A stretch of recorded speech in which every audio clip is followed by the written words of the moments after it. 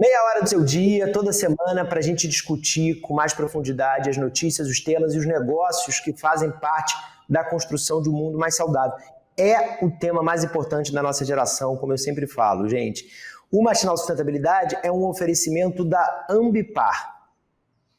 E no Matinal Sustentabilidade de hoje, Guilherme, a gente tem um convidado especial, que é o ex-presidente da Petrobras, que foi senador também pelo Rio Grande do Norte, o Jean Paul Prats, para conversar com a gente sobre energia, sobre futuro, sobre sustentabilidade. Vamos dar bom dia para ele. Olá, Jean Paul, bom dia, tudo bem? Bom dia, pessoal, tudo bem? Estão me vendo bem e ouvindo bem? Parabéns aí pelo trabalho. Valeu, Obrigada. muito obrigado. Senador, para muitas pessoas é estranho a gente falar em combustível fóssil e sustentabilidade, mas existem maneiras de combinar as duas coisas, né? Eu queria pedir para o senhor me explicar para a gente, explicar para a nossa audiência que maneiras são essas e o que foi feito, né, na sua gestão do período que o senhor comandou a Petrobras nesse sentido. Ô, Guilherme, na verdade não se trata de procurar maneiras por querer, e sim por precisar. Você precisa fazer isso. A humanidade não consegue se desgarrar do petróleo nem sequer em 10 anos. Então você pode contar com o petróleo, certamente, por mais 40 anos, pelo menos, para a mobilidade e por mais 70 anos, pelo menos, para os outros usos todos, para petroquímica, para tudo que... Agora, dentro de um regime de, digamos assim, de fade-out, né, de gradual substituição. Por isso que a gente fala de transição energética, ou de evolução, como eu prefiro dizer, de evolução energética rumo a novas fontes mais eficientes, mais limpas, mas é uma evolução, uma substituição gradual. Algumas vão saindo, outras vão entrando. Tanto que até hoje você usa, por exemplo, carvão, né? Então você tem um mundo, a humanidade continua em diversos estágios do seu desenvolvimento e em diversas atividades, utilizando praticamente todas as fontes que ela sempre utilizou, desde o homem das cavernas, com a lenha, até o petróleo e agora as novas fontes renováveis e as que ainda virão, que ainda tem outras que não estão hoje viabilizadas tecnologicamente, mas, por exemplo, onda do mar, corrente marítima, né, as próprias marés, né? Então tem várias coisas que, geotermia, enfim, tem muitas fontes, né, nuclear e a própria fissão no futuro. Então você tem fontes que ainda nem sequer se viabilizaram. Essa é a realidade, a caminhada da humanidade, que é sempre eterna, não é de hoje. Transição energética não se faz hoje, está se fazendo desde que o mundo é mundo, né, rumo a uma evolução no uso de fontes, não é? Para que a gente faça esse uso. Então, assim, é uma necessidade. É possível fazer isso? Tem que ser. Está sendo. Não é? O que nós fizemos? O que a humanidade faz? O que principalmente agora focando nas empresas de petróleo, o que elas precisam fazer? Eu dizia, quando estava lá na Petrobras, sempre, e eu acho que isso pegou, né, que para uma empresa de petróleo, a transição energética não é simplesmente trocar o seu sistema de fornecimento de energia de um gerador a diesel, por exemplo, para um conjunto de painéis solares.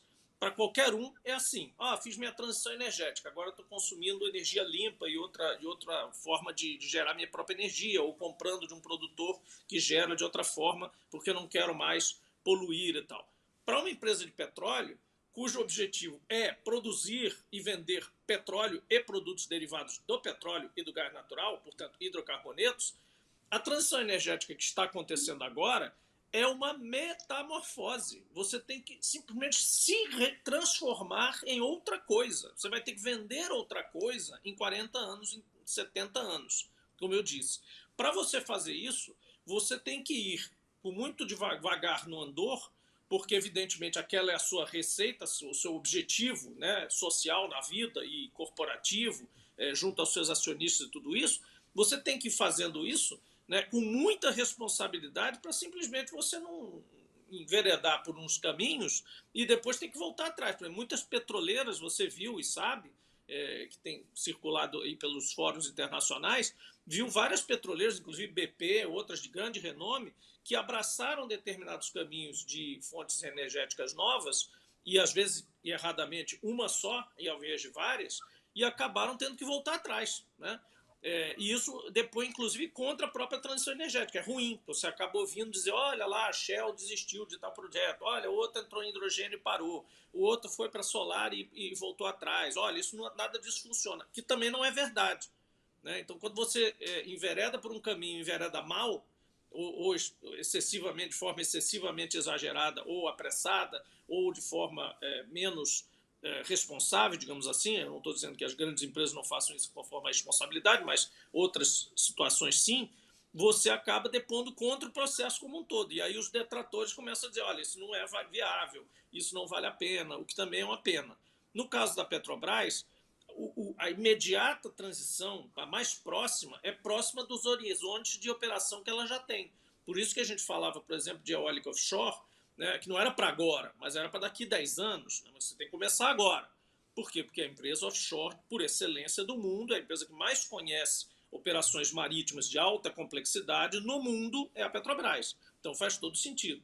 Ela também tem gás natural e infraestrutura de gás, que também produtos extremamente inflamáveis, perigosos, difíceis de lidar. O hidrogênio e o hidrogênio verde também tem a mesma logística. Então, lógica, gás natural corresponde a hidrogênio. Exploração e produção em águas profundas corresponde à expertise em eólica offshore. E no refino, você, como tem estruturas gigantes, ao invés de fazer pequenas plantas de produção de biodiesel, de etanol, ou até plantas de médio e grande porte, diretamente com o setor agroprodutor, você tem os seus processos e as suas patentes de produção, por exemplo, de diesel verde, diesel renovável, a partir de óleo vegetal, mas junto com o processamento do petróleo. Então você tem outras formas de ir diminuindo a carbonização do produto final, diesel, gasolina, etc., dentro da própria estrutura da refinaria, que você não vai jogar fora, porque afinal é uma mega estrutura de 30 bilhões, 40 bilhões de reais que está ali à sua disposição. São aquelas que eu chamava de máquinas maravilhosas. Essa é a transição energética de uma empresa de petróleo. Agora, senador, o senhor falou sobre alguns projetos que às vezes não deslancham e isso acaba sendo pior, né? O que aconteceu? O mundo calculou mal, o mercado calculou mal, porque a gente, há 2, 3 anos, tinha uma série de projetos que estavam, né, falando, não, estamos recebendo bilhões de investimentos. A gente falava das plantas de hidrogênio verde, de etanol de segunda geração. E aí, alô, será que eu travei aqui? Para mim, não. Me ouvem? Não travou não, tá normal, Bia, pode ir. Não, tudo bem. Acho que eu voltei.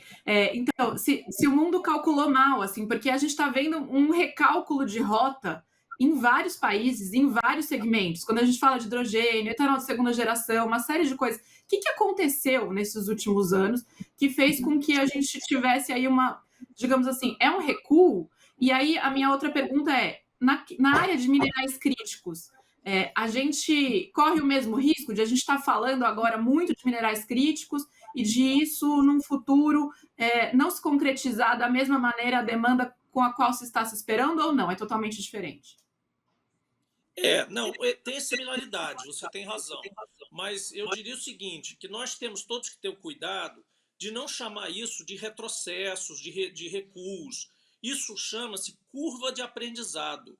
Isso é natural em todos os segmentos. Nada acontece, por exemplo, falou-se muito de hidrogênio, esses dias eu escrevi um artigo dizendo que hidrogênio não é modinha, né? Hidrogênio não acabou, hidrogênio é um processo que está em maturação. O problema é que, seja às vezes por indução, empolgação de quem está num processo, que tem que vender, por exemplo, um projeto, ou até no próprio meio político, eu sei muito bem disso, né? Dirigentes locais, gente que faz a política, que quer, na ansiedade de anunciar projetos, assinar memorandos de entendimento, dizer, olha, estou trazendo australianos, americanos, chineses, etc., para o meu estado, para a minha região, etc., isso acaba virando uma feira, né, uma competição de anúncios, né, e gerando uma expectativa, isso não é só no setor de energia, né, todos eles, uma expectativa nas pessoas, olha, vai acontecer isso, eu vou pegar, começar a botar meu filho, vai para estudar hidrogênio, porque ele vai trabalhar na planta tal. E nem sempre todos esses projetos são anunciados, obviamente vão acontecer, né? Então, você tem um monte de tentativas e erros, né? E tem muita coisa também que realmente não faz sentido porque o operador é ruim, né? Ou porque alguém está tentando se promover à custa de ou buscar ainda investimento, não tem capacidade, ou não conhece do assunto, mas está entrando naquilo. A quantidade de refinarias que foram. Lembra, na época das disputas das refinarias, quantas refinarias foram anunciadas no Brasil? Nenhuma delas aconteceu. Isso até eu usei para criticar a privatização das refinarias da Petrobras, a venda delas. Isso, olha, a refinaria está livre aí, quem quiser pode construir uma refinaria. Você acha que tem déficit de refino e acha que é um bom negócio, vai lá, pede na ANP uma autorização, não precisa nem de licitação. Pede uma autorização, vai lá, diz onde vai construir, apresenta o projeto, constrói e começa a operar. Ninguém fez isso. Todo mundo queria comprar as refinarias da Petrobras, né? Então, assim, aí é muito fácil. Então, assim, é uma curva de aprendizado. A gente não deve se desarvorar, se decepcionar, dizer, olha, acabou o hidrogênio, agora a moda é data center. Ah, não, data center é bom, é ruim. Aí entra argumentos contra, a favor, daqui a pouco destrói a tese do data center. Então a gente acaba não evoluindo para nada. Tudo tem o seu devido tempo e o seu devido espaço. Há coisas que cabem no Nordeste, não cabem no Sudeste. Há coisas que cabem agora, daqui a um ano, e outras que só vão acontecer em 5 ou 7 anos. Eólica offshore, por exemplo, que os detratores na minha época lá da Petrobras me diziam, você está aí com um negócio delirante, isso é muito caro e tal. Na verdade, nós estamos trabalhando para 10 anos. Quando você está à frente de um transatlântico como a Petrobras, você não pode estar pensando só em mandato, em 3 anos, em 2 anos, em 5 anos sequer. Você tem que estar pensando em 20, 50 anos. Né? E se você não começar hoje a trabalhar com eólica offshore e com hidrogênio verde e combustíveis realmente do futuro, porque os que estão aí não são do futuro, são do presente, né? Você não vai chegar neles. Você é mais 1 ano ou 2 de atraso naquele cronograma de 10, 12 anos, entendeu? Então, isso é natural. São as curvas de aprendizado e o amadurecimento desses processos. Aí você fala dos minerais críticos. Em primeiro lugar, vamos sempre esclarecer o pessoal que há uma diferença entre minerais estratégicos, minerais críticos e terras raras. É diferente um pouco a coisa. O grande gênero da coisa toda, de fato, trata de todos aqueles materiais que você utiliza agora, principalmente, que tem um ramp-up previsto de demanda muito grande por conta de setores de alta tecnologia em geral, mas baterias, turbinas, semicondutores, superímãs, né, ímãs que eles chamam de ímãs permanentes, né, toda a tela de LED, essa que a gente está usando aqui para falar, telas de celulares, tudo isso vem dessa combinação entre minerais críticos, que são aqueles minerais também de grande porte, em grandes volumes, então lítio, nióbio, boro, silício, que nem é tão raro assim, silício é um negócio que tem em todo lugar do mundo, né, mas cobalto, grafita e tal, e terras raras, que são aqueles, agora vamos lá, aulinha de professor de química, Guilherme, lantanídeos, lembra da tabela periódica? Tinha lá o grupo dos lantanídeos, que eram 15 elementos lá no pé da tabela periódica, alguns que são mais velhos como eu, nem pegaram todos, porque nem todos tinham sido descobertos ainda, mas enfim, estavam lá, que têm propriedades semelhantes quimicamente, e que são muito difíceis de obter, porque eles estão espalhados por que chama terras raras. Você tem que movimentar um volume enorme de terra para tirar um tiquinho umas pitadas daqueles produtos ali, daqueles minerais, e depois para você purificá-los, etc. Então tem todo um processo de industrialização. Isso são terras raras. O que é importante fazer? Isso não tem futuro? Isso é uma moda? Não. Isso é uma necessidade, de novo. É uma coisa que vai acontecer, que os países que têm esses recursos, e o Brasil os tem não só em abundância, como em alto potencial de diversidade, precisa regular. Por isso o artigo que vocês me chamaram a atenção aqui e quiseram conversar, porque o que eu acho que aí está faltando para nós nessa área, né, é um marco regulatório específico. Se a gente tivesse no Senado lá, provavelmente apresentaria um agora, mas há muitos senadores competentes que certamente o farão. E esse marco não é só para regular a atividade mineral, porque isso já tem, né, Código Mineral, tudo isso, as regras de concessão, tudo isso. Mas especificamente em relação, por exemplo, a investimentos de parte do royalties da mineração, que é o CEFEM, para pesquisa e desenvolvimento, por exemplo. Você vai ter que ter formas de processar, principalmente essas terras raras, em território nacional, senão você entra em mais um ciclo de exportador de matéria bruta, né, de matéria-prima bruta, né?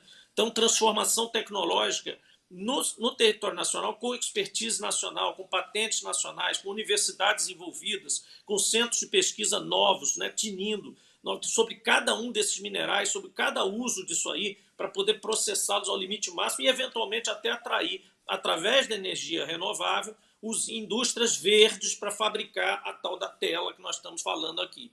E também transferências tecnológicas obrigatórias, ou seja, o cara quer explorar uma mina no Brasil, e é chinês, americano, canadense, australiano, o que seja, tem que fazer transferência tecnológica. Nós temos que aprender o que ele tiver de bom para nos ensinar obrigatoriamente.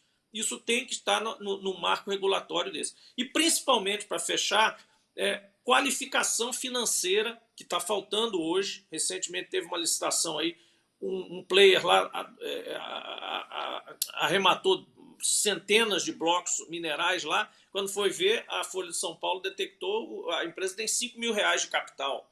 Quer dizer, você tem que ter qualificação financeira e operacional, como no petróleo nós fizemos em 97, que exija que as empresas que entrem sejam empresas que realmente vão dar cabo do investimento responsável, inclusive do ponto de vista ambiental. Senão você vai ter uma série de donos de cartório, né, gente que arremata licença para vender, né, concessão para vender, ou pior ainda, operadores desqualificados que vão atuar de forma completamente irresponsável num setor totalmente no foco, né, da questão ambiental e da questão de segurança industrial. Ô Jean Paul, globalmente, como é que o Brasil deve se posicionar, na sua opinião, nessa disputa global, né, frente aos Estados Unidos, China, Europa, para ter acesso a esses minerais e se colocar competitivo? Bom, boa parte é o que eu já disse aqui, criando um marco regulatório atrativo, competitivo e responsável, porque não adianta só atrair investimento a doidivanas, né, como dizem, tem que ter investimento que seja sério, responsável, empresas que realmente queiram fazer parte da construção de um cenário brasileiro de alto nível, com profissionais brasileiros interagindo com profissionais de fora, etc. e tal. Isso custa um pouco mais, né? Isso abre um pouco a possibilidade de você dizer, ele é menos competitivo do que o Congo. Tudo bem, eu não quero ser tão competitivo para qualquer tipo de investimento de qualquer jeito e ter mão de obra escrava ou gente carregando material nas costas sem proteção nenhuma, etc. e tal. Então, vamos aí graduar um pouco para ser competitivo, mas também sermos responsáveis e atrairmos investimento de boa fé e bom, né? E isso existe, né? Apesar de a gente estar muito cético hoje em dia em relação às coisas, mas existe gente que não quer ser acusado, né, de estar explorando ou de fazendo coisas erradas, né, ou destruindo áreas de vegetação ou de biomas importantes para nós, etc.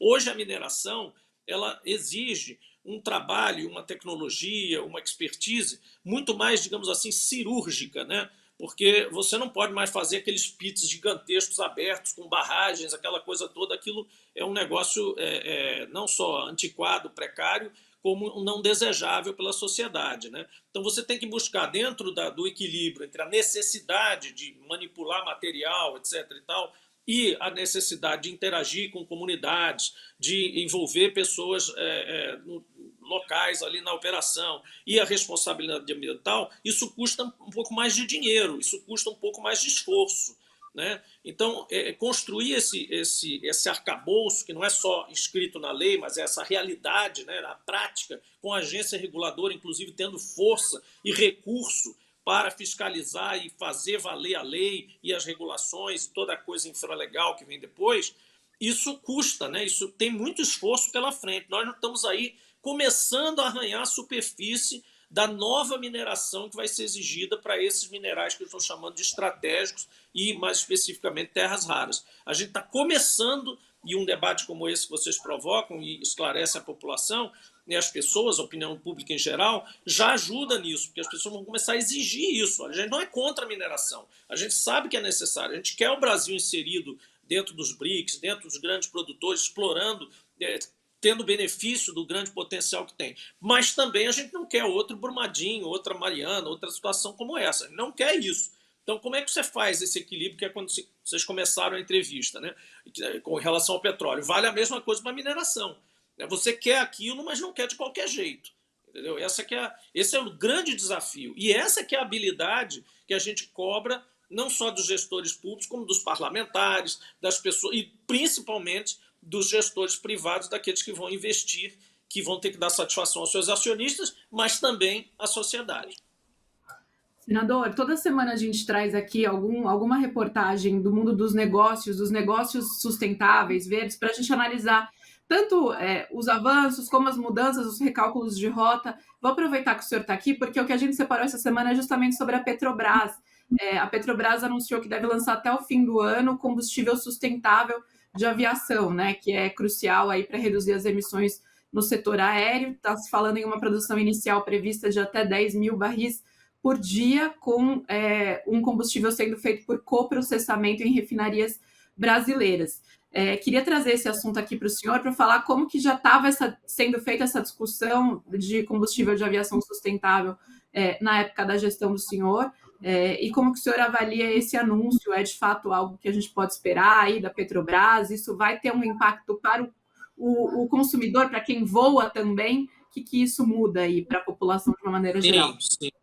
Sim, com certeza. Olha, isso é exatamente a linha que a gente colocou lá desde o início da revitalização da Petrobras, essa Petrobras que a gente dizia, a Petrobras voltou, né?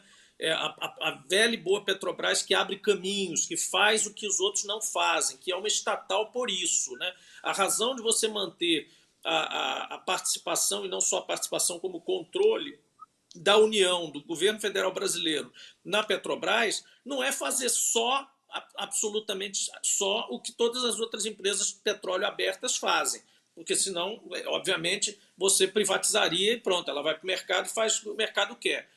A razão dela ser o que ela é, uma companhia mista que envolve a participação privada daqueles que querem apostar numa gestão de um determinado governo ou dos governos que transitam por ali, mas com controle estatal, e querem participar de um movimento de inovação, né? Não só de tecnológica, como de novos horizontes, né? Novas fontes, novos horizontes na época do petróleo, todas as novas fronteiras brasileiras que acabaram sendo desenvolvidas magistralmente pela Petrobras.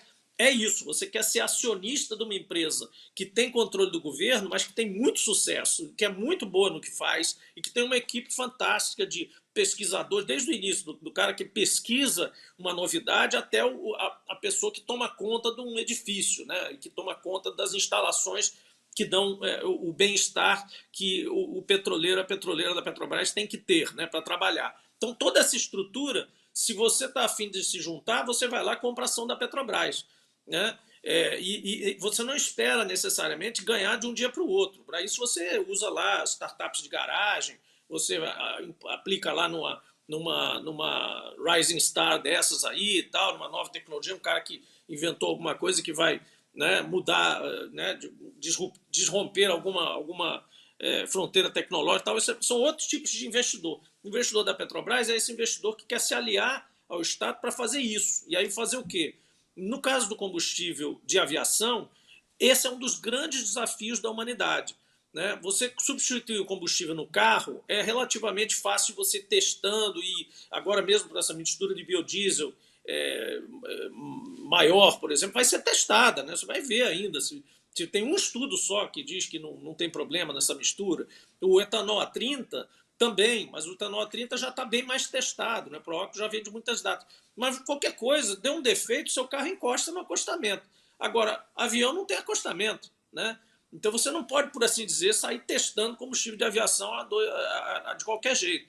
Combustível de navio é outro desafio, e aí não é porque não tem acostamento, é porque a quantidade, né, carregada, né, é muito grande, o navio é muito grande, então a eficiência de você usar o bunker, por exemplo, que é o pior óleo que tem, o óleo mais grosso, mais pesado, é um produto até um pouco, digamos, de segundo escalão em uma refinaria, ele é usado no navio. Por quê? Porque o navio consegue carregar aquela quantidade enorme, né, como lastro do navio, aquilo funciona. Então é difícil você deslocar esses combustíveis.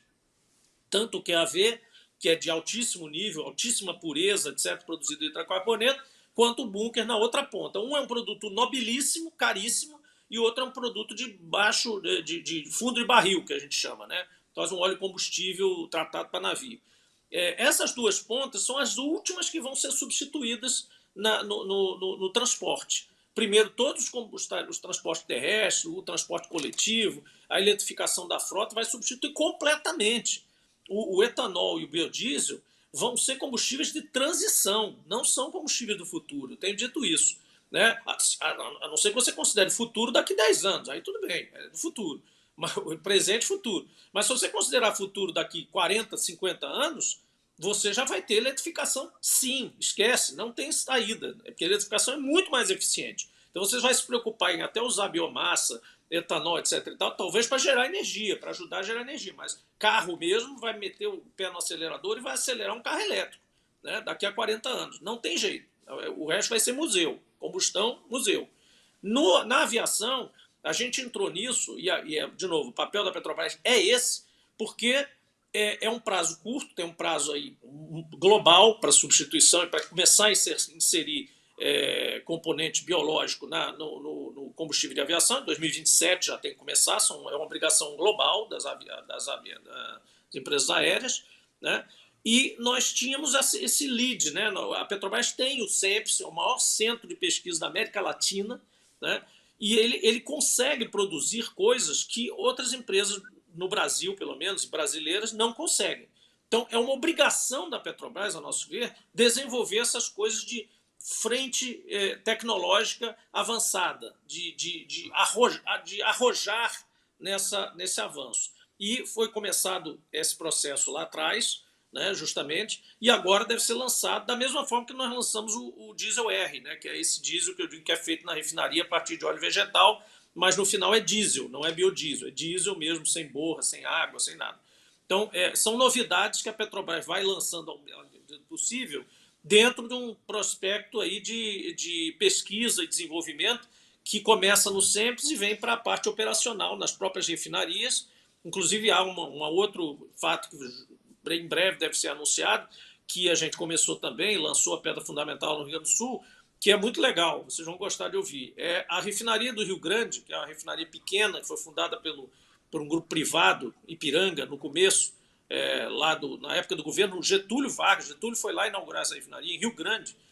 Ela acabou parcialmente na mão da Petrobras também, por essas configurações aí da venda da Ipiranga, etc. e tal. Hoje é sócio lá a Braskem, o grupo Ipiranga e a Petrobras.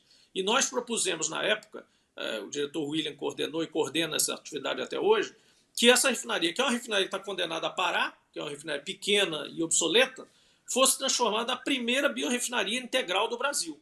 Então, ela vai ser a primeira refinaria que vai produzir diesel R em 100%, né, a partir de óleo vegetal, de soja, os produtos ali que tem em volta no Rio Grande do Sul, né, e vai produzir diesel mesmo, não biodiesel, diesel, numa refinaria a partir de óleo vegetal 100%, sem nenhum pouco de hidrocarboneto.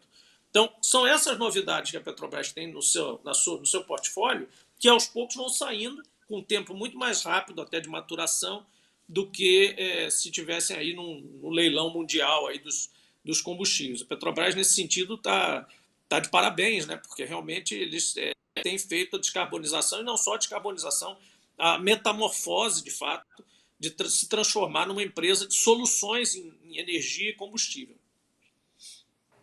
Vocês estão vendo que com o Jean Paul a gente aprende o tempo inteiro, né? Ele vai falando de coisas, a gente só fica se maravilhando com o mundo que ele vai descortinando. A primeira vez que eu conversei com o Jean Paul Prats foi na sede da Petrobras, ele presidente, e eu não queria que a conversa terminasse, porque ele ia falando e o conhecimento desse cara, vocês viram, é enorme, né? É enorme. E é um grande prazer te receber aqui no Matinal, Jean Paul. Obrigado pelo teu tempo. Eu sei que você está em mil conexões, participando de um monte de eventos no Brasil, no exterior, teve na Índia recentemente. Então, obrigado pela gentileza de conectar comigo e com a Bia aqui no Matinal. Valeu demais. Que hoje a gente está aqui de Manaus, no pleno Amazônia, ontem discutindo transição energética, preparando para a COP, que é outro desafio grande que o Brasil vai ter, que o mundo espera muito do Brasil nessa COP, e a gente vai ter que apresentar uma pauta bem sólida, né, objetivos bem definidos e até realmente resultados, né? Então, estou aqui em Manaus hoje, está 1 hora antes, mas é um prazer estar com vocês aqui. Parabéns pelo trabalho e vou continuar seguindo aqui. Estou sempre ouvindo aqui vocês. Jean Paul, eu não sei se o senhor eu vou só fazer um comentário rápido, Guilherme. Não sei se o senhor é noveleiro como eu e o Guilherme, mas o tema da transição energética e da descarbonização das frotas de aviões agora é tema de novela das 9 também, tá? Não Vale Tudo. Então, eu acho que eu isso sou do tempo da outra Vale Tudo. Eu não consegui pegar essa. Não tinha ainda não tinha essa discussão lá, daí, né? não fisgou. É. De vez em quando eu vejo ali e tal, eu passando, mas eu não consegui ser fisgado. Como eu vi a outra, né, da Odete Roitman original, né, com a Beatriz Segal, tudo aquilo, aí eu não sei, eu me estimulei um pouco, e também o tempo e tal, mas estou sabendo que tá rolando tudo isso e eu acho muito saudável que os veículos usem isso, os temas do dia a dia, das coisas importantes, né, que acontecem. E a gente tem que chegar também nos jovens, né? A galera, a juventude aí, tá ligada nos games, tá ligada em outros canais que a gente às vezes nem conhece, eu sei porque meus filhos são adolescentes, ou já saíram da adolescência agora e tudo, e assim, a gente tem muita dificuldade, quem está em casa vai se identificar com isso, quem tem filho aí de mais de 15 anos até 25, porra, não sabe nem onde é que o cara tá vendo as notícias, né? Se ele tá seguindo o Amado Mundo ou não. Então a gente tem que chegar nesse pessoal, entendeu? A gente tem que ter a linguagem dessas pessoas, apesar do cabelo branco não inspirar muita colegagem, né? Mas a gente tem que chegar. Nem que a gente pinte o cabelo, sei lá. Muito bom. Por isso estamos aqui também, né, Guilherme? Obrigada. Faz uma dancinha aí, vocês fazem uma dancinha no TikTok aí, 1 hora e tal, mas tem que chamar esse pessoal para ouvir os assuntos e se ligar nas carreiras, né? Para o pessoal não querer ser só, sei lá, né, modelo de YouTube e como é que é? Tem outra profissão, influenciador, né? Pô, não dá, né? Então a juventude está se inspirando em ser influenciador, pô. Tá difícil, mas é isso. Valeu, Jean Paul. Obrigado novamente. Abraço grande. Bom dia para você. Obrigado, gente. Valeu, obrigado. Parabéns aí. Olha só, gente, antes da gente terminar o Matinal de Sustentabilidade, a gente tem o Em Que Pé Tá a COP, o nosso quadro semanal que a gente faz o acompanhamento da Conferência do Clima, que esse ano é em Belém, em novembro, está chegando, e a gente volta a falar da crise de hospedagem na cidade. Com a alta da demanda por acomodações, né, agora muitos proprietários estão despejando inquilinos para alugar seus imóveis por valores muito mais altos durante o evento. Olha que ponto que a gente chegou, né? A crise afeta moradores da cidade que se veem sem opções acessíveis de moradia diante do aumento desenfreado dos aluguéis. Uma situação que claramente está fora de controle, né, Bia? A impressão que eu tenho é que tem um erro aí grave das autoridades que não estão conseguindo debelar essa crise da questão da hospedagem na COP, né? Não, e acho que essa notícia chega ao ápice disso, né, Guilherme? A gente já falou, ok, de hotéis cobrando preços absurdos, já falamos de motéis se reinventando, se reformando para atender essa demanda. Agora, despejar morador para reformar e lucrar em cima do aluguel do apartamento é muito grave, né, Guilherme? Assim, acho que mostra que sem um planejamento adequado, quem sofre é a população local, e isso vai totalmente contra o que se entende como desenvolvimento sustentável, né, Guilherme? É fundamental ter um equilíbrio. O evento tem que acontecer sem desamparar, sem deixar na mão os moradores da cidade. Não, já passou completamente da hora, as autoridades têm que se organizar, tem que, junto da organização da COP, tem que pensar uma solução para a questão da hospedagem e tem que reprimir esse tipo de postura, né? O que está acontecendo em Belém mostra que sem um planejamento adequado, quem sofre é a população, né? Agora, antes a gente estava olhando, quem sofreria era quem deixaria de ir à COP porque as hospedagens estavam caríssimas ou quem teria que pagar preços absurdos. Agora é o morador de Belém que está pagando. É fundamental achar um equilíbrio para que o evento aconteça com o maior número possível de gente participando e, fundamentalmente, sem sacrificar, sem desamparar quem mora na cidade, né? Bom, pessoal, o matinal hoje foi muito, muito bom. Passamos aqui bem do nosso horário, mas foi por uma boa razão. E amanhã tem mais. E amanhã a gente tem novidades na programação do Amado Mundo. Vamos ter a chefe Bel Coelho aqui com a gente, contando sobre o primeiro programa dela aqui no canal. E temos uma super novidade no nosso matinal a partir da semana que vem, que a gente só revela amanhã, né, Bia? E que a gente está louco para contar para vocês, mas só amanhã que a gente vai contar. Boa quinta-feira. Tchau. Amanhã. Tchau. É isso aí.